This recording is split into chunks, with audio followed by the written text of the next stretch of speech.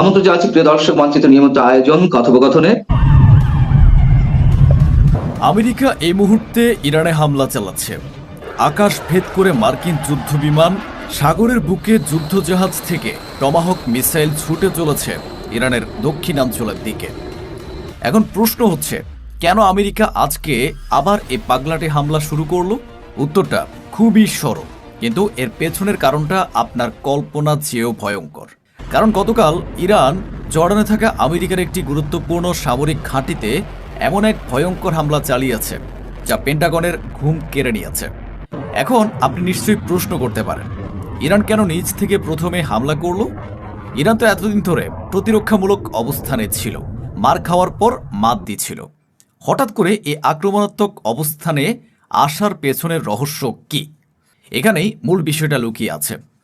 গতকাল আমেরিকার একজন শীর্ষস্থানীয় ভূ রাজনীতি বিশ্লেষক, ইরান বিষয়ক গবেষক ফ্রিতা পার্সি একটি সম্পূর্ণ নতুন চাঞ্চল্যকর তথ্য ফাঁস করেছেন। তিনি বলেছেন, এতদিন ইরান মূলত চীন এবং রাশিয়ার স্যাটেলাইটের উপর নির্ভর করে আমেরিকার ঘাঁটিগুলো সম্পর্কে তথ্য সংগ্রহ করত। সেই স্যাটেলাইট ইমেজের উপর ভিত্তি করেই তারা হামলা চালিয়ে যাচ্ছিল। কিন্তু সপ্তাহখানেক আগে ইরান জর্ডানে যে হামলাটি চালিয়েছে, সেই হামলা পুরো যুদ্ধের মোড় একদম উল্টে দিয়েছে। ফ্রিতা পার্সি স্পষ্ট ভাষায় বলেছেন, the United States has realised that Iran now has access to real time intelligence. অর্থাৎ মার্কিন গোয়েন্দা সংস্থার ঘুম কেড়ে দিয়ে এই স্বীকারোক্তি এসেছে যে ইরানের কাছে এখন তাৎক্ষণিক রিয়েল টাইম গোয়েন্দা তথ্য পাওয়ার সক্ষমতা রয়েছে। তিনি যেটা বোঝাতে চেয়েছেন সেটা কোনো সাধারণ তথ্য নয়, সেটা হচ্ছে ইরানের কাছে এখন গ্রাউন্ড লেভেলে মাটির স্তরে গোয়েন্দা তথ্য পাওয়ার এক অদৃশ্য কিন্তু শক্তিশালী নেটওয়ার্ক তৈরি হয়ে গেছে। চলুন ঘটনাটা একটু গভীরে গিয়ে বুঝি।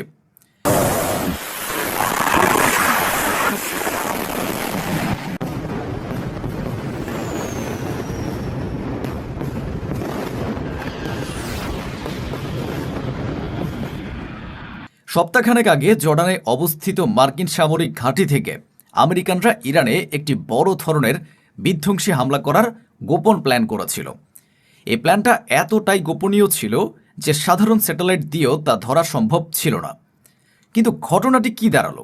এ তথ্য ইরানের গোয়েন্দা নেটওয়ার্কের হাতে আসা মাত্র 5 মিনিটের মাঝেই, হ্যাঁ আপনি ঠিকই শুনেছেন, মাত্র 5 মিনিটের মাঝেই ইরান সেখানে একটি প্রিএমপ্টিভ স্ট্রাইক বা অগ্রিম হামলা চালিয়ে দিল। এ হামলার ফলাফল কি দাঁড়ালো? শতাধিক আমেরিকান সৈন্য হতাহত হল। মার্কিন সামরিক ঘাঁটির কমান্ড অ্যান্ড কন্ট্রোল সেন্টার ছাড়খাড় হয়ে গেল। আর এই জন্যই মূলত আমেরিকা বাধ্য হয়ে ইরানে তাদের হামলা সাময়িকভাবে বন্ধ করে দিয়েছিল। তারা বুঝতে পেরেছিল ইরান এখন অন্ধ নয়, ইরান তাদের প্রতিটি নড়াচড়া দেখতে পাচ্ছে।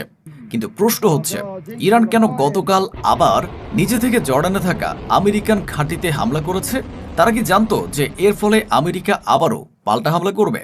এই প্রশ্নের উত্তরটা কিছুক্ষণ আগে তেহরান বিশ্ববিদ্যালয়ের অত্যন্ত সম্মানিত অধ্যাপক, ইরানের পররাষ্ট্রনীতির অন্যতম কারিগর প্রফেসর সৈয়দ মোহাম্মদ মারান্ডি দিয়েছেন একটি জনপ্রিয় ডায়ালগ ওয়ার্কার্স শোতে গিয়ে।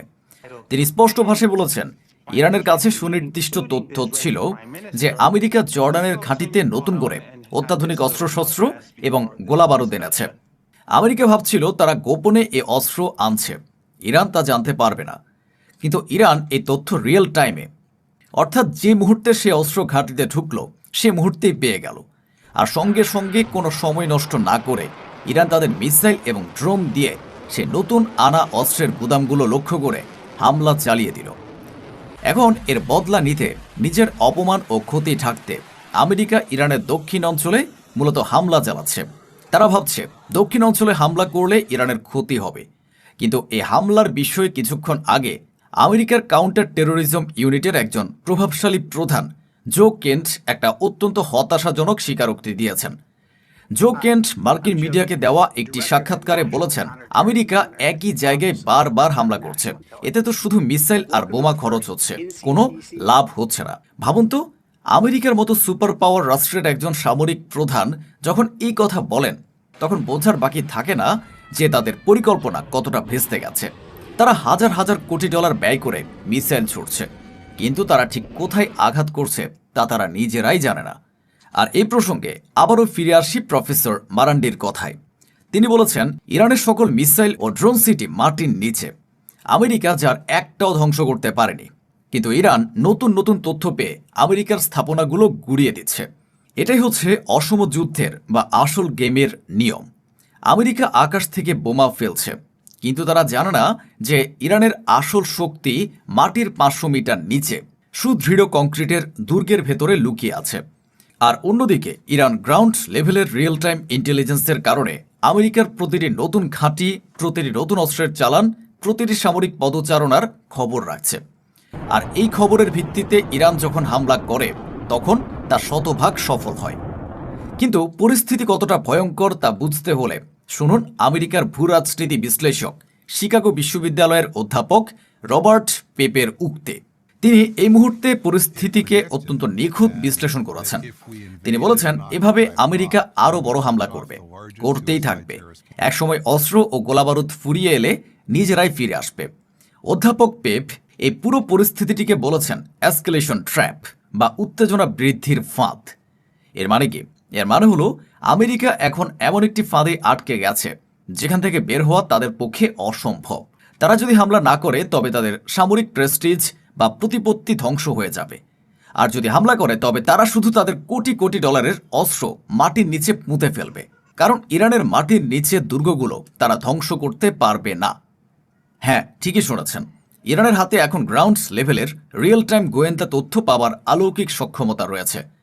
এই তথ্যের শক্তির উপর ভর করে ইরান আমেরিকার যে কোনো গোপন পরিকল্পনাকে ভেস্তে দিয়ে দিচ্ছে। বুর্জুয়া ডোনাল্ড ট্রাম্প এবং সাম্রাজ্যবাদী আমেরিকানরা এখন ইরানকে প্রকৃত অর্থেই ভয় পাচ্ছে। এখন তারা যা যা করছে, এই পাগলাটে হামলাগুলো যা যা চালাচ্ছে, সব ওই ভয় থেকেই করছে। তারা ভয়ে অন্ধ হয়ে গেছে। তারা জানে ইরানের এই রিয়েল টাইম ইন্টেলিজেন্স নেটওয়ার্ক তাদের মধ্যপ্রাচ্যের সামরিক উপস্থিতিকে একেবারে অকেজো করে দিয়েছে। এভাবে আরও কিছুদিন তারা ক্ষিপ্ত হয়ে হামলা চালাবে, মিডিয়ায় বড় বড় দাবি করবে। কিন্তু এর ঠিক পরের ধাপটাই হচ্ছে এ অঞ্চল থেকে আমেরিকার লেজ গুটিয়ে পালানো।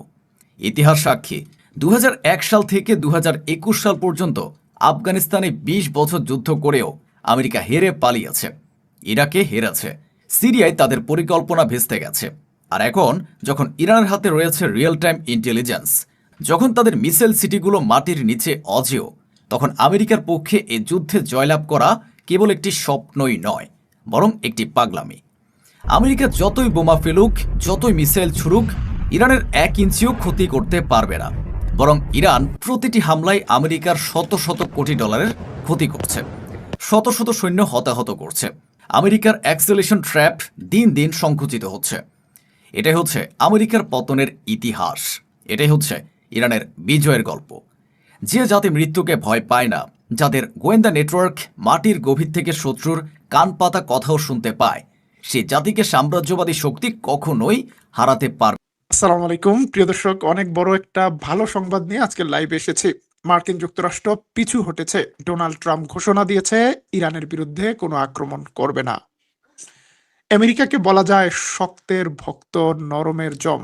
ইরান গতকাল ভয়াবহ হুমকি দিয়েছিল, যদি ইরানে আক্রমণ হয় তাহলে ইরান তার সর্বোচ্চ সামরিক শক্তিকে ব্যবহার করবে।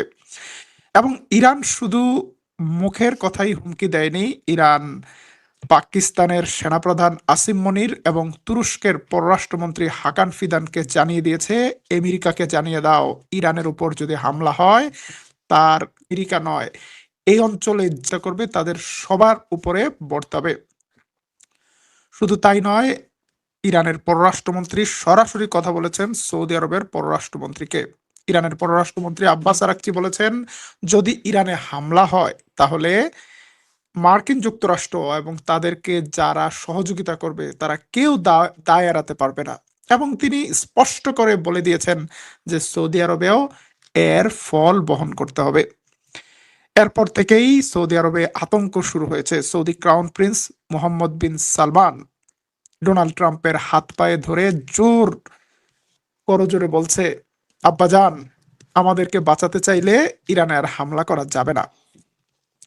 সৌদি ক্রাউন প্রিন্সের চেষ্টায় শেষ পর্যন্ত ডোনাল্ড ট্রাম্প ঘোষণা দিয়েছে ইরানে কোনো হামলা হবে না, ইরানের সাথে দ্রুত একটা সমঝোতার চেষ্টা করা হবে।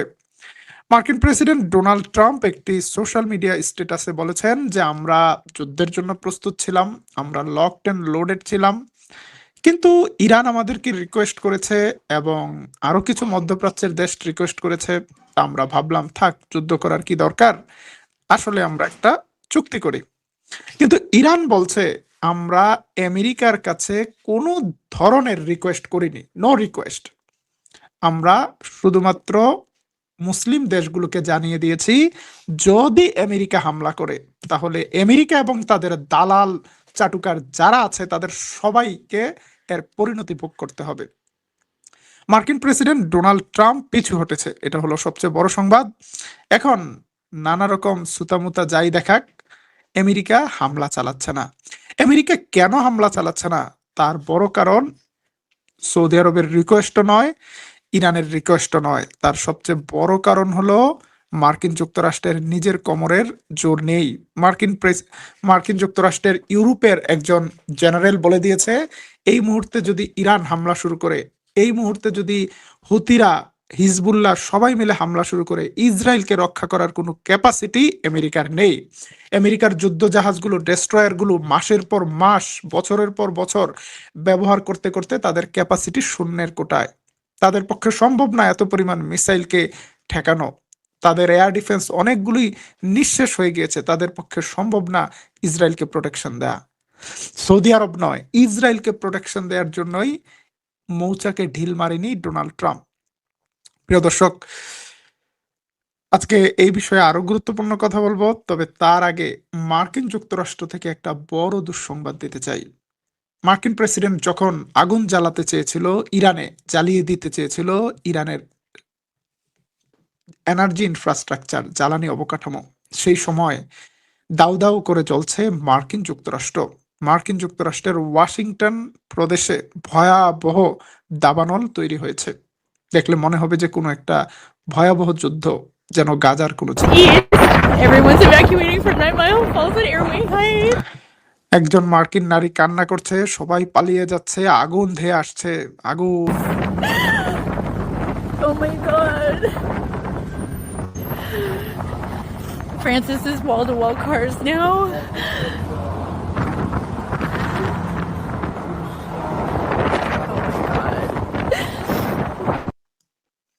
এই আগুন দেখলে মনে হয় যেন আগুন নয়, হাবিয়া দুজক, হাবিয়া দুজক। প্রচন্ড রকম অগ্নিকাণ্ড ঠেকাতে হিমশিম খাচ্ছে আমেরিকার 4,000 ফায়ার ফাইটার। আমেরিকানদের সাজানো বাড়িঘরগুলো এভাবে জ্বলে পড়ে ছাই হয়ে যাচ্ছে। এখন পর্যন্ত আমেরিকার হামলায় ইরানে কত মানুষের বাড়িঘর ধ্বংস হয়েছে, কিন্তু এক প্রাকৃতিক দুর্যোগে আমেরিকার ওয়াশিংটন প্রদেশ অন্ধকার হয়ে গিয়েছে। প্রিয় দর্শক, আমেরিকায় এই দাবানলকে শুধু কি দাবানল মনে করেন নাকি এটা খোদার গজব মনে করেন? মার্কিন যুক্তরাষ্ট্রের যুদ্ধ এবং আগুনে জ্বলে গিয়েছে অসংখ্য পরিবার, ইরাকের অসংখ্য পরিবার, আফগানিস্তানের, শুধু মুসলমানরা নয়, ভিয়েতনামের সাধারণ অসংখ্য গ্রাম এইভাবে আমেরিকা জ্বালিয়ে দিয়েছে। ভিয়েতনামীদের প্রতিরোধের মুখে আমেরিকা যখন পিছু হটতে বাধ্য হয়েছিল, ভিয়েতনামের কৃষি জমিগুলোতে বিষাক্ত কেমিক্যাল দিয়ে ভিয়েতনামের জমিগুলোকে বছরের পর বছর চাষের অনুপযুক্ত করে গিয়েছিল আমেরিকা, যাতে ভিয়েতনামের মানুষ না খেয়ে মারা যায়। সারা বিশ্বে আমেরিকা পাবলিক রিলেশনসের মাধ্যমে নিজের যে সুন্দর সাদা চামড়ার চেহারাটা দেখায়, তার পেছনে লুকিয়ে আছে এক কুৎসিত ইতিহাস। মার্কিন যুক্তরাষ্ট্র সারা বিশ্বের জন্য আশীর্বাদ নাকি অভিশাপ?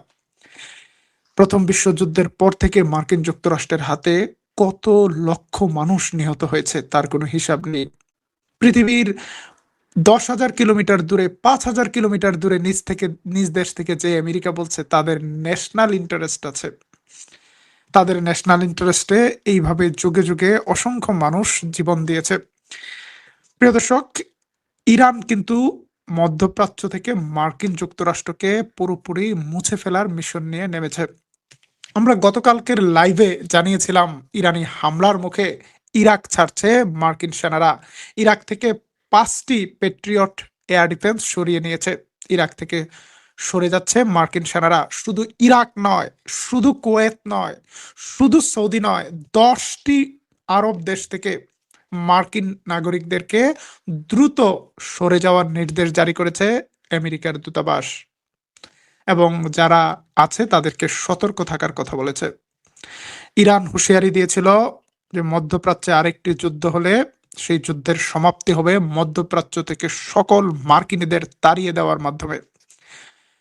ইরানের সেই প্রচেষ্টা অব্যাহত আছে। গতকাল রাতে মার্কিন যুক্তরাষ্ট্রের সবচেয়ে বড় মিত্র কুর্দিস্তানে, ইরাকের কুর্দিস্তানের সোলাইমানিয়া শহরে ব্যাপক হামলা চালিয়েছে ইরান। দেখুন সোলাইমানিয়া শহরের চিত্র।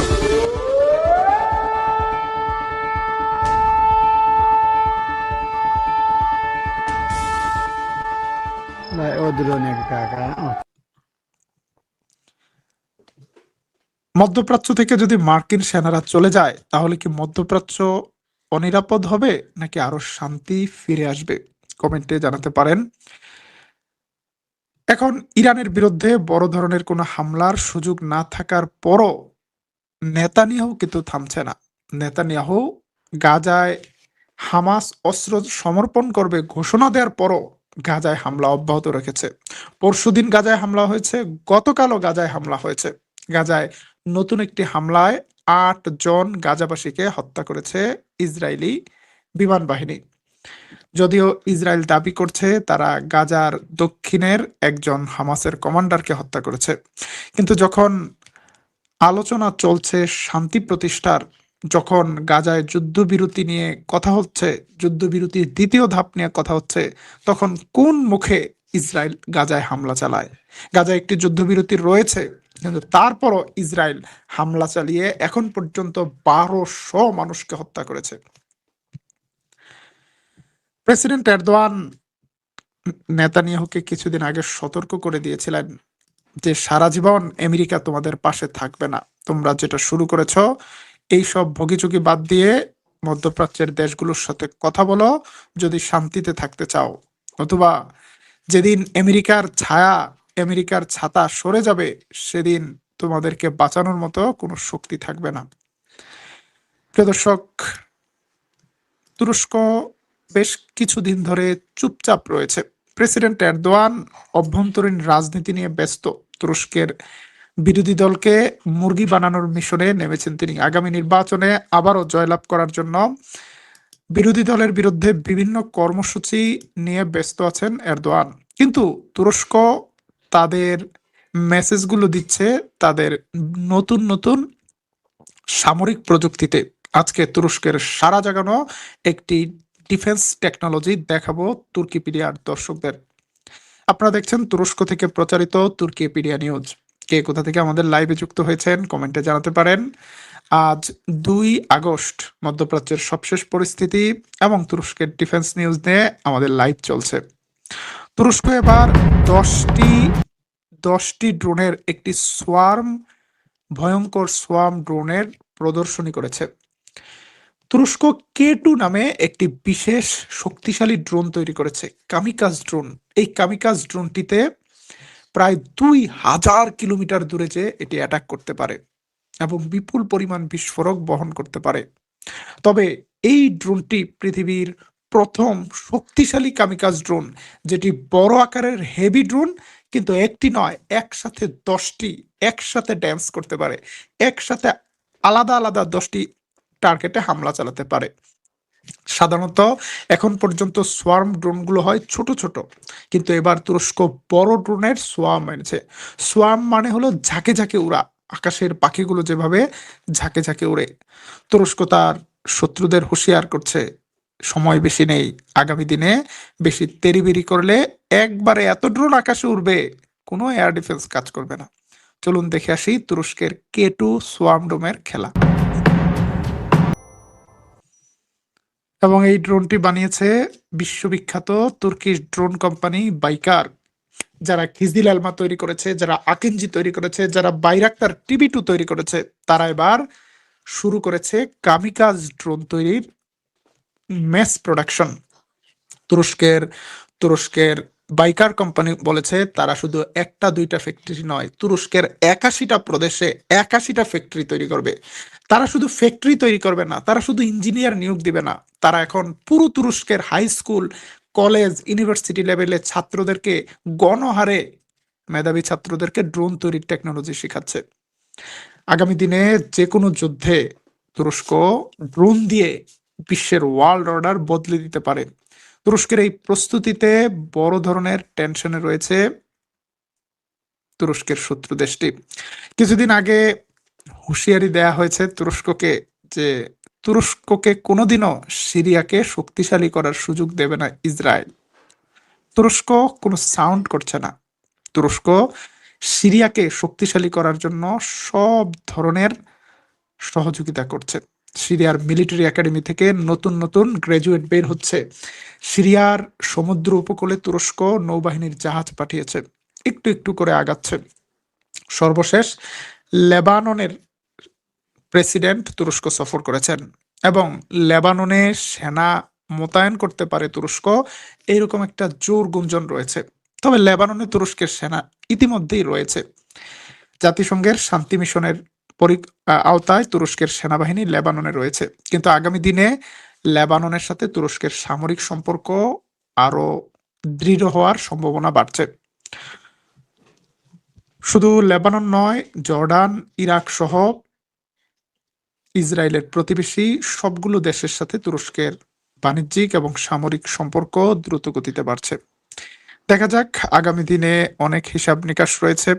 ফুটবল খেলার এই ম্যাচটি পরিচালনা করছে, এখন খেলার ফিল্ডে আছে ইরান। ইরান ভালোই খেলছে এবং এই খেলাই শেষ খেলা নয়, আরো খেলা আছে। দিনে দিনে বাড়ি আছে দেনা, শুধিতে হইবে ঋণ। প্রিয় দর্শক, আমরা মনে করছি মার্কিন প্রেসিডেন্ট ডোনাল্ড ট্রাম্পকে রিকোয়েস্ট করে যুদ্ধ বন্ধ করা সৌদি আরবের জন্য একটি সঠিক পদক্ষেপ ছিল। ঠিক এমনি ভাবে ইয়েমেনের বিরুদ্ধে কোনো জোট না করে বরং আলোচনার মাধ্যমে মিটমাট করতে হবে বাবেল মানদেব প্রণালী এবং লোহিত সাগরের রাজনৈতিক অচল অবস্থা। ইয়েমেনের বিরুদ্ধে কোনো মিলিটারি অ্যাকশন দিয়ে নিরাপত্তা পাবে না সৌদি আরব। আশা করি আরব শাসকদের হুঁশ ফিরবে, ভাতৃঘাতী কোনো যুদ্ধে জড়াবে না তারা।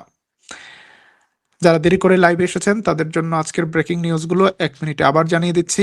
মার্কিন প্রেসিডেন্ট ডোনাল্ড ট্রাম্প ঘোষণা করেছেন ইরানের বিরুদ্ধে সামরিক অপারেশনটি বাতিল করা হয়েছে। ইরানের বিরুদ্ধে আর কোনো সামরিক হামলা চালানো হচ্ছে না এবং ইরানের সাথে দ্রুত একটি সন্ধি করতে চায় আমেরিকা। অন্যদিকে কাতারের পক্ষ থেকে নতুন একটি চুক্তির খসড়া পাঠানো হয়েছে ইরানকে এবং আমেরিকাকে। এই খসড়া নিয়ে উভয় পক্ষ আলোচনা করছে বা খসড়াটি স্টাডি করছে। এদিকে মার্কিন যুক্তরাষ্ট্রের ওয়াশিংটন প্রদেশে ভয়াবহ দাবানল ছড়িয়ে পড়েছে। কয়েক হাজার হেক্টর জমি জ্বলে পড়ে Evacuating ছাই from হয়ে 9 Mile যাচ্ছে। Falls and Airway Heights. 4,000 fire সার্ভিসের স্টাফরা চেষ্টা করছে আগুন নেভাতে, কিন্তু এই আগুন নেভানো বড় কঠিন। আমেরিকার ক্যালিফোর্নিয়া এবং আশেপাশের স্টেটগুলোতে সামারে প্রায় এই ধরনের দাবানল ছড়িয়ে পড়ে। তবে এইবারের এই দাবানল কি নিছক একটি প্রাকৃতিক দুর্যোগ নাকি খোদার গজব? যখন ইরানকে ব্যতিব্যস্ত করতে চেয়েছিল ডোনাল্ড ট্রাম্প, তখন আল্লাহ তাআলা ট্রাম্পকেই ব্যতিব্যস্ত করে দিয়েছে। নিজের ঘরের আগুন সামলাতেই ট্রাম্প ব্যস্ত। সুতরাং এখন ট্রাম্প শান্তির কথা বলছে, চুক্তির কথা বলছে, সন্ধির কথা বলছে, কিন্তু ডোনাল্ড ট্রাম্প সম্পর্কেও সতর্ক থাকা উচিত। ট্রাম্পকে কি খুব